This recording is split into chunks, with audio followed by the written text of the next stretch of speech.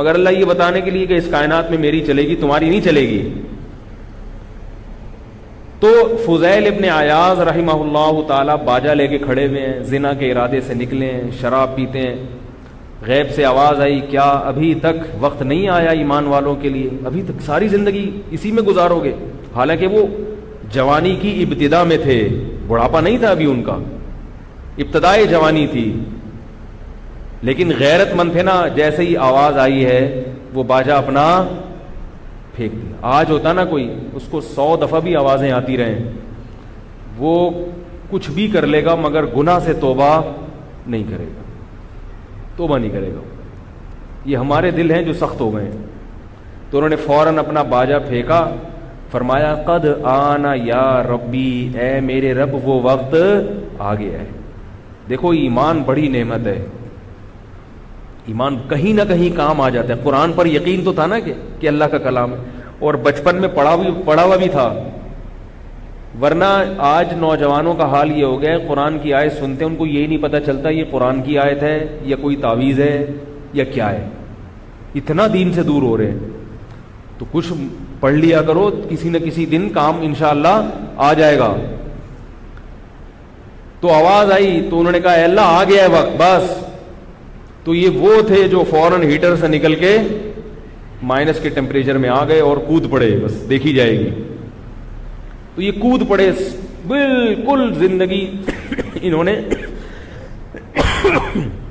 You turn لے لیا, بالکل سب چھوڑ چھاڑ دیا. اور جو لوگ تگڑی توبہ کرتے ہیں نا, تگڑی, ایک تو لنگڑی لولی توبہ ہوتی ہے جیسے ہماری توبہ ہے, استغفر اللہ استغفر اللہ. پہلے ادھر بد نظری کی, کوئی خاتون جا رہی ہے, اس کو دیکھا استغفر اللہ استغفر اللہ, پھر دوبارہ دیکھی, دوبارہ دیکھا توبہ توبہ توبہ یار اب نہیں دیکھوں گا, پھر دوبارہ دیکھی توبہ توبہ, بس یہ چل رہا ہے توبہ. یہ بھی وہ لوگ جو ذرا نیک ہیں. ورنہ عام پبلک کی حالت یار ابھی دیکھ لو, جب نظر کمزور ہو جائے گی, دیکھنے کی صلاحیت ختم ہو جائے گی, بڈھے ہو جائیں گے, جب بادام کھانے کے لیے دانت ہی نہیں رہیں گے تو بادام سے توبہ کر لیں گے, ہے بھائی.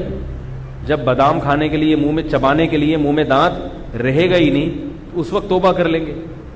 عام پبلک کا تو یہ حساب کتاب ہے. جو بہت نیک ہیں وہ توبہ توبہ. وہ میں بتاتا ہوں نا ایک واقعہ. کچھ لوگ حج کر کے آئے, پہلے بڑے بدماش تھے, تو جب حج کر کے آئے تو ان کو خیال ہوا کہ یار اب تھوڑے دن تک تو کم از کم تمیز سے رہنا چاہیے نا. تو واپسی پہ بس میں آ رہے تھے, ایئرپورٹ پہ اترے ہوں گے, بس میں آ رہے تھے. تو ان کے جو امیر تھا انہوں نے کہا بھائی دیکھو, جیسے ہی کسی کو کوئی عورت نظر آئے, لڑکی نظر آئے, تو استغفار پڑھنا. کیا پڑھنا؟ استغفار. جس کو بھی نظر آئے وہ استغفار پڑھ لے بس. تو ایک طرف سے آواز آئی استغفر اللہ, تو باقی سب نے کہا کہاں ہے کہاں ہے کہاں ہے. ایک آواز آئی نا استغفر اللہ, باقی انہوں نے سب کہاں ہے بھائی کہاں. تو یہ حاجیوں کا حال ہوتا ہے. تو فضیل ابن عیاض نے کیا کیا, وہ باجا پھینکا. سب پہلے زمانے جب توبہ کرتے تھے نا, باجا پھینک دیتے تھے. اب کیا ہوتا ہے, اب بہت سے لوگ گانے باجے کو ہی دین سمجھ رہے ہیں, گٹار ہاتھ میں لے لیتے ہیں اور بجاتے رہتے ہیں سارا دن, کہہ رہے ہیں ہم تو قوالیاں پڑھ رہے ہیں نبی کی شان میں. تو وہی یہ جو گٹار ہے اور یہ باجے ہیں, یہ آپ کو اللہ کی عبادت سے روک دیں گے.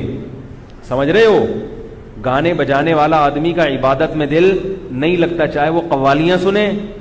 موسیقی سننے والے آدمی کا دل نہ تلاوت میں لگتا ہے اور نہ عبادت میں. یہ جتنے قوال ہیں, چاہے وہ نبی کی شان میں قوالیاں پڑھیں, ان کو کبھی تلاوت کرتے ہوئے دیکھا آپ نے؟ کبھی قاری کی قراءت سنتے ہوئے دیکھا آپ نے؟ ان کو تلاوت سننے میں مزہ نہیں آتا, ان کو تلاوت کرنے میں مزہ نہیں آتا, ان کو ذکر کرنے میں مزہ نہیں آتا. یہ موسیقی کے دھدی ہوتے ہیں, ان کو موسیقی چاہیے. تو وہ موسیقی کبھی نعت کی شکل میں ان کو مل جاتی ہے, کبھی قوالی کی جو نعتیں جو موسیقی والی آ رہی ہیں. تو یو ٹرن لیا انہوں نے, توبہ کر لی فضیل ابن عیاض نے. اور میں عرض کر رہا تھا کہ جب توبہ تگڑی ہوتی ہے نا, تگڑی, تو پھر یہ جذبہ پیدا ہوتا ہے کہ میری جو ماضی کی زندگی خراب گزری ہے, ٹھیک ہے اللہ نے معاف تو کر دیا, مگر اس میں جو لوگوں سے پیچھے رہ گیا تو میں اس کی تلافی کروں گا, اب لوگوں سے آگے نکلوں گا.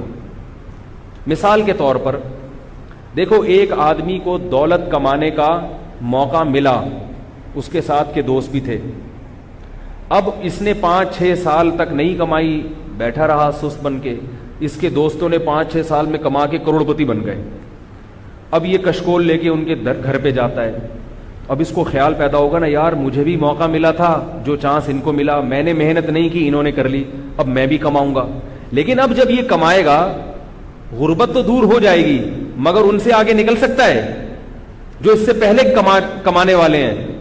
نہیں یاری میرا خیال ہے بھائی. یہ آج کمانا شروع کرے گا, وہ پہلے سے کما رہے ہیں, ٹھیک ہے غربت ختم ہو جائے گی, مگر اب ان سے تو ہمیشہ کے لیے پیچھے رہ گیا.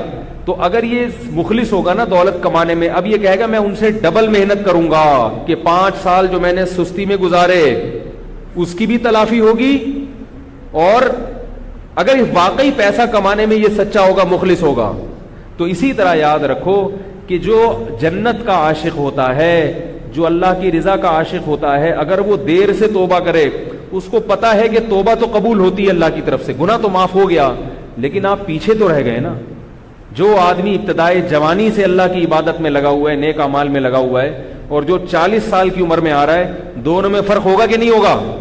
جو 50 سال میں آ رہا ہے, جو 60 سال میں آ رہا ہے, توبہ تو 99 سال میں بھی قبول ہے, مگر جو 99 سال میں آ رہا ہے وہ اس شخص کے برابر نہیں ہو سکتا جس نے 99 سال اللہ کی عبادت کی ہو اور گناہوں سے بچا ہو. تو یہ حسرت تو ہوگی نا. اور یہ صحابہ میں بھی فرق تھا حضرت, اور جیب میں پیسے ہوں, کیا خیال ہے ادھر کو فالو کر لیں, اور جب پیسے نہیں ہیں تو بولیں یہ تو روایتیں ہی ضعیف ہیں. خیر یہ مذاق کی بات ہے, اس کا حقیقت سے تعلق نہیں ہے. اللہ تعالیٰ سمجھنے کی, عمل کرنے کی توفیق عطا فرمائے. سبحانک اللہم و بحمدک نشہد ان لا الہ الا انت نستغفرک و نتوب الیک.